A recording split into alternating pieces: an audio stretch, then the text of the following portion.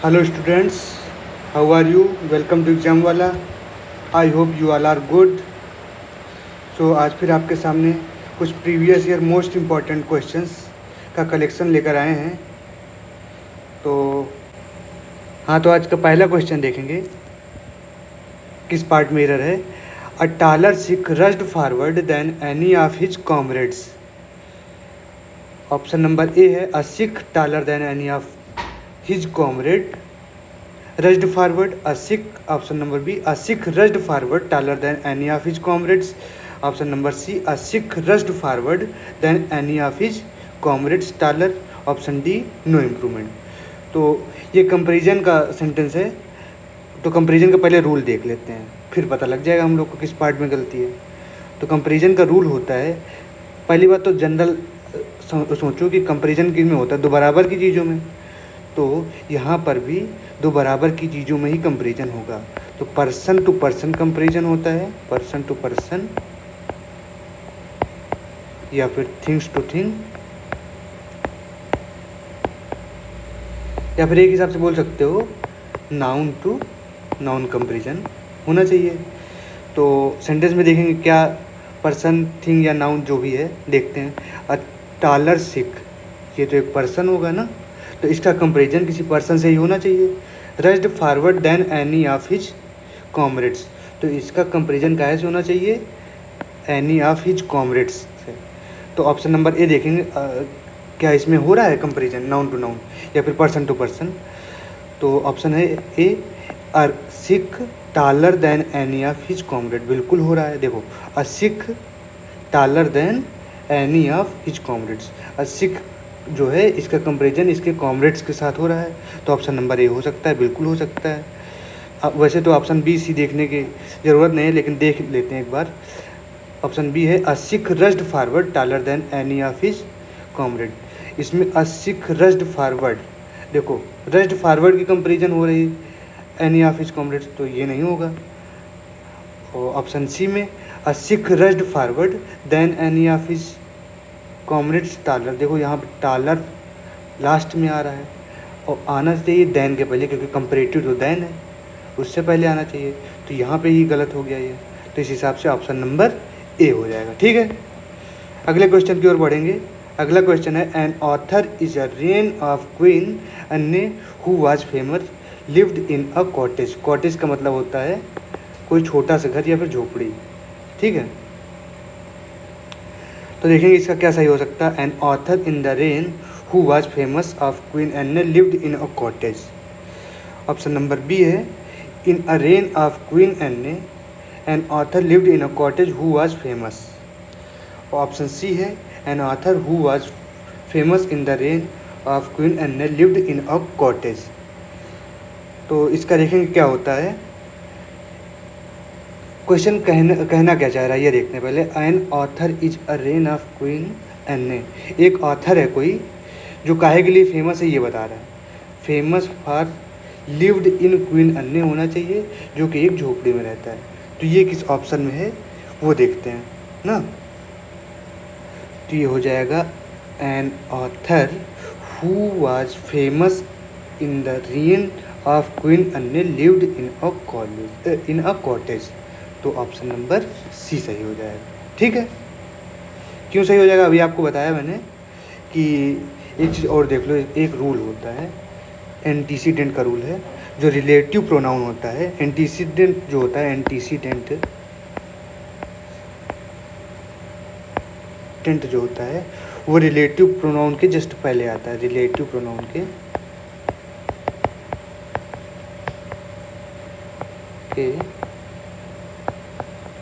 Just पहले। ठीक है, तो इस हिसाब से इसमें रिलेटिव प्रोनाउन हु हो गया। ठीक है, और ये हो गया इसका एंटीसीडेंट एन ऑथर।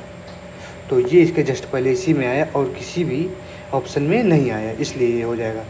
और इसका एक एग्जांपल को और बता दें, देख लो। जैसे for example it is I who is late, तो relative pronoun who, antecedent I. तो आगे वाला सेंटेंस पूरा जो होता है, जिसमें रिलेटिव प्रोनाउन लगा रहता है उसके आगे पूरा सेंटेंस जो होता है उसके एंटीसीडेंट से, देखो ये रिलेटिव प्रोनाउन है और ये एंटीसीडेंट, तो जो रिलेटिव प्रोनाउन के आगे वाला सेंटेंस होगा वो एंटीसीडेंट से गवर्न होगा। तो इज नहीं, आई के अकॉर्डिंग क्या आना चाहिए यहाँ पे, आई एम आना चाहिए।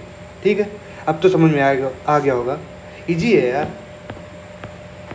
आगे बढ़ते हैं, अगला क्वेश्चन देखते हैं। In the absence of your support he would have lost the election, मतलब कोई होगा उसके बारे में बोला जा रहा है कि बिना आपके सपोर्ट के वह इलेक्शन हार जाएगा।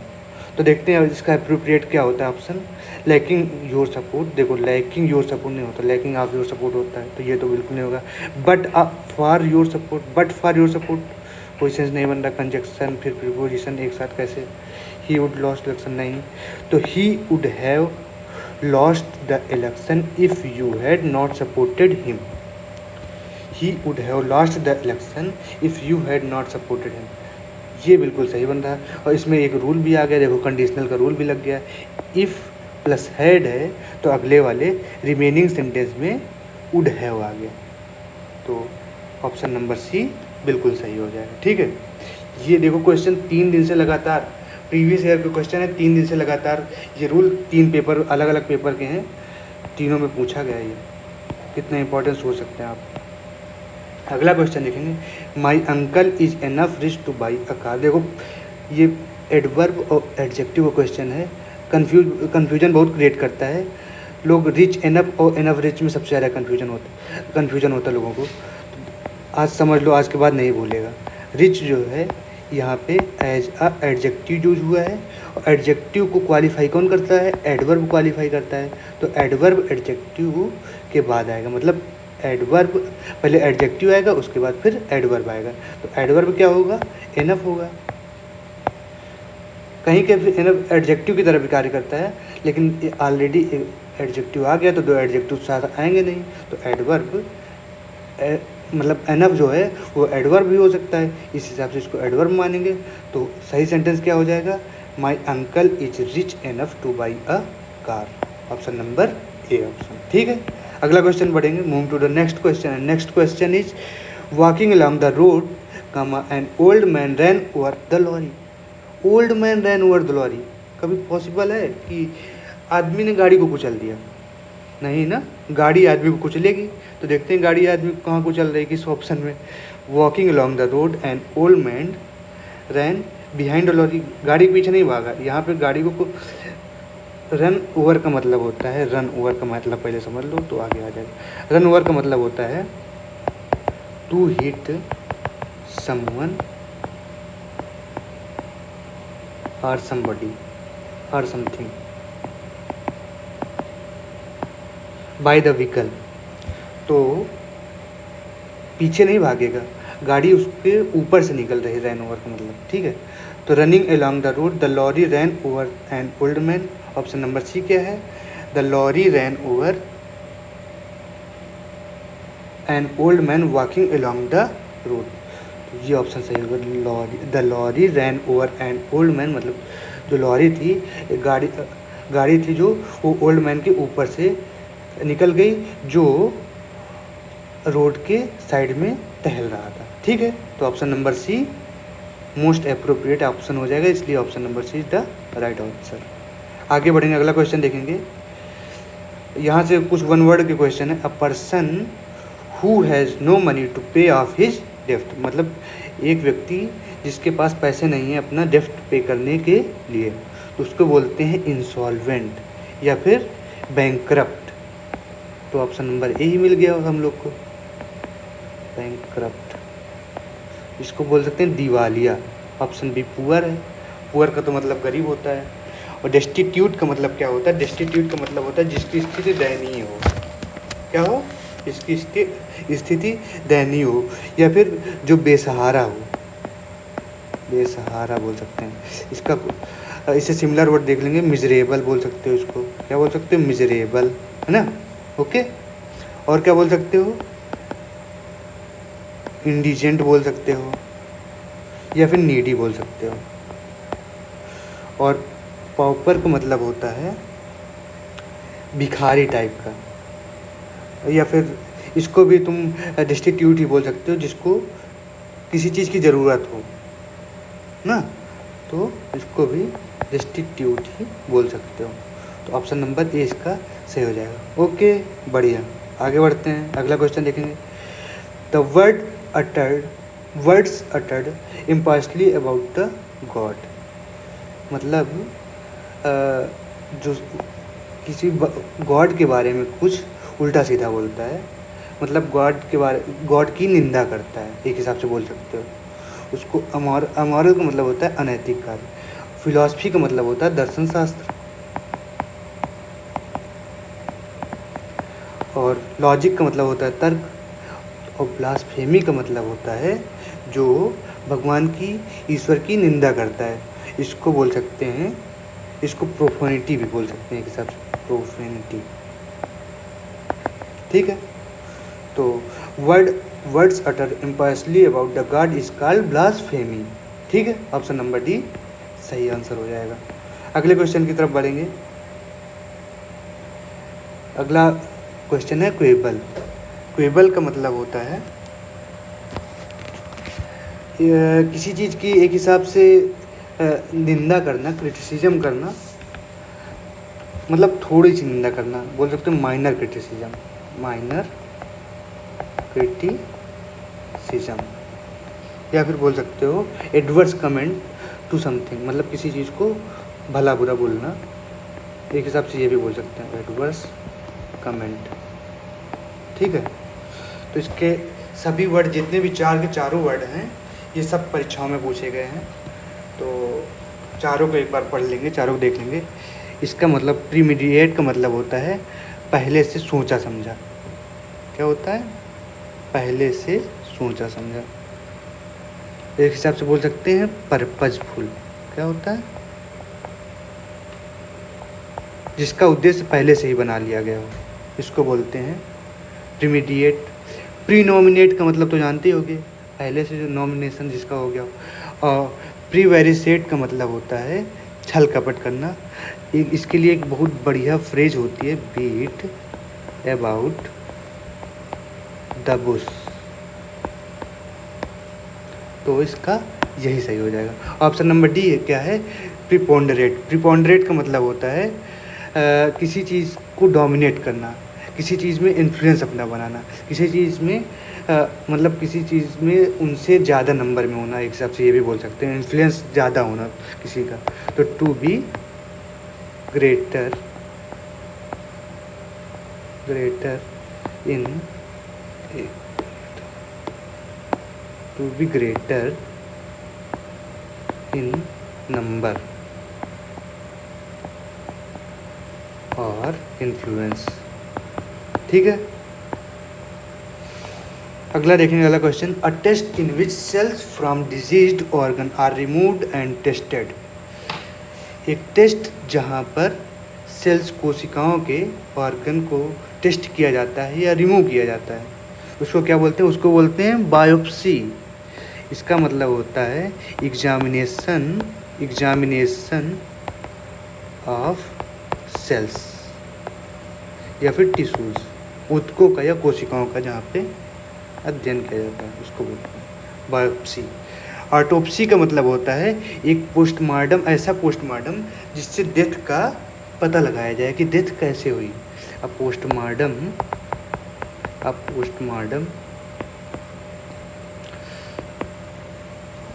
टू डिस्कवर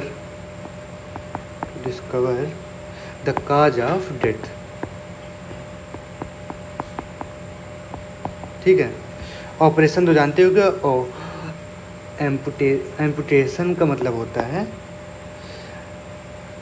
जैसे सर्जिकल, मतलब सर्जरी लोग नहीं करवाते हैं, उसी को बोलते हैं द एक्शन ऑफ और सर्जरी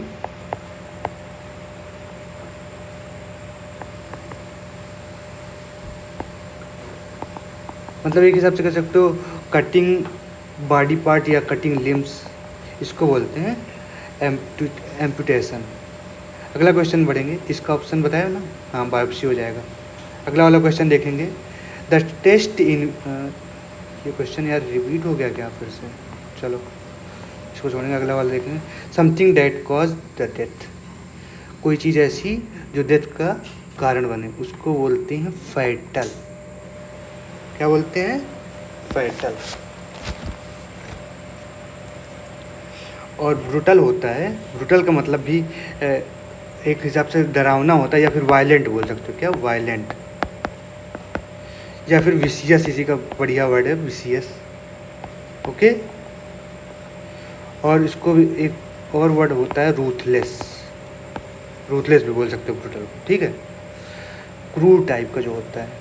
डेंजरस का मतलब होता है हेजार्डियस, डेंजरस का सिनोनिम है, अच्छा सिनोनिम है, याद कर लेना इसको भी। और हॉरिबल का मतलब होता है डरावना, फियरफुल। तो इसका ऑप्शन क्या हो जाएगा? फैटल। अगला क्वेश्चन देखेंगे। One who compiles a dictionary is called lexicographer, मतलब जो शब्दकोश इकट्ठा करता, शब्दकोश बनाता है, उसको बोलते हैं लेक्सिकोग्राफर। और जियोग्राफर क्या होता है? जियोग्राफर होता है जो ज्योग्राफी का अध्ययन करे, भूगोलवेत्ता बोल सकते हो। और लैपिडिस्ट क्या होता है? जो पत्थर या फिर महंगे महंगे हीरे जवाहरात तराशता है, उसको बोलते हैं नक्काशी कार, एक हिसाब से बोल सकते हो, उसको बोलते हैं लैपिडिस्ट। इसको बोल सकते हैं skilled worker, skilled worker who cuts stone, who cuts stone, या फिर बोल सकते हो एक प्रकार प्रीशियस स्टोन भी बोल सकते हो।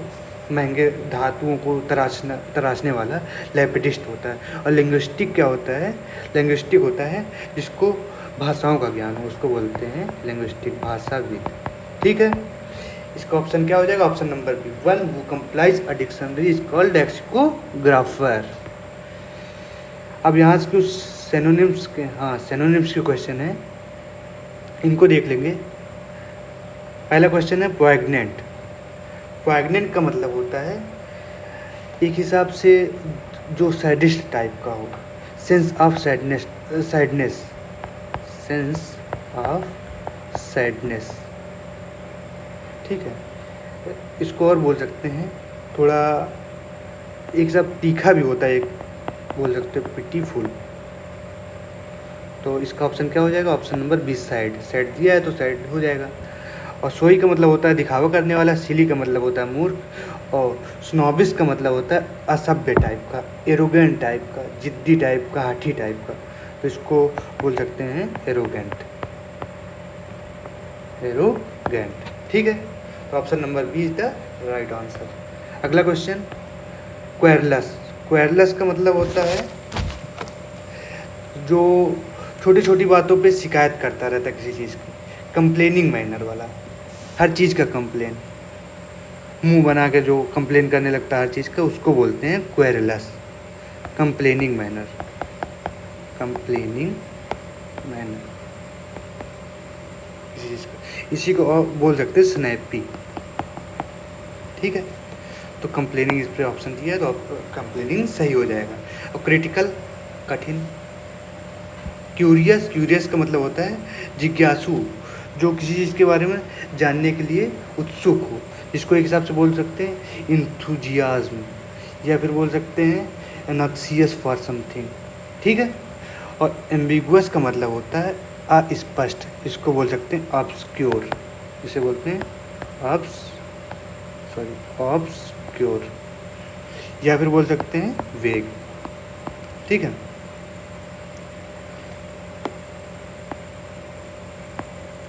तो इसका ऑप्शन नंबर सी सही हो जाएगा। क्वेरलस का मतलब कंप्लेनिंग। अगला है, और ये शायद लास्ट क्वेश्चन भी होगा, बैरन। बैरन का मतलब होता है बंजर, जिसको बोल सकते हैं अनप्रोडक्टिव। क्या बोल सकते हैं? अनप्रोडक्टिव। गुड अच्छा होता है, होलसम होता है, जो स्वास्थ्य के लिए अच्छा हो, पौष्टिक। और प्रॉफिटेबल मतलब इसका जो प्रॉफिट जिससे हो, उसको बोलते हैं प्रॉफिटेबल। तो आज के लिए इतना ही रखते हैं। So I hope you enjoyed the video. If you think it is helpful for your upcoming exams, please like the video and subscribe the channel. Jai Hind. See you in the next video.